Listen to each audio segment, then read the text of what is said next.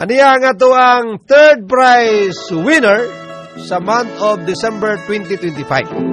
Ato ipa-emphasize din to kay 2026 naman ta karon.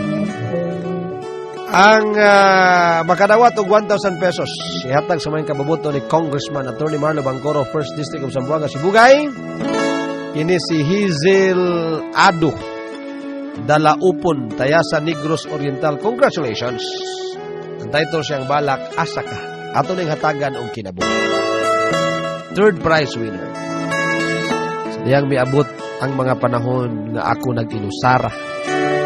Walay bisag usang tao nga akong nakaistro. Kaugalingon naghinuktok sa tanang problema. Bisan gamay nga paghapuhap, wala ka. Sa tanang panahon ako nag-aampo. Nahimo ko pang mag-ampo taliwala sa akong mga pagbako. Mga pag-ampo nga unta ikaw sa disgrasya mahilayo. At sa kalit mong pagtaliwan, ikaw mabuti. Sa akong pangaliupo, wala na'y kasiguro. Kung ang usa ka uyamot, nahimo nimong talikdan. Kung sa pay rason ron ako imong pagabalikan, wala na.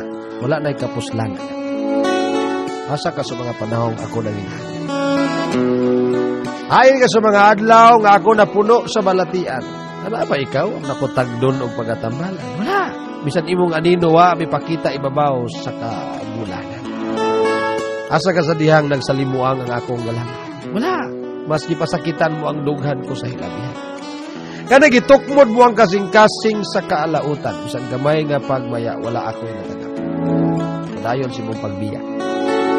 Ito na lang ikaw, pagapungan kay di man kamutihan. Aron mahunong na usab gining ako mga pangutana. Pangutanang di bawa sa kaisipan. Asa ka na? Entry ni Hazel Aldo, Dalaupan, Tayasa, Negros Oriental. Asa ka? Mauni ang atong winner, third prize winner sa Balak Writing Contest sa month of December 2025.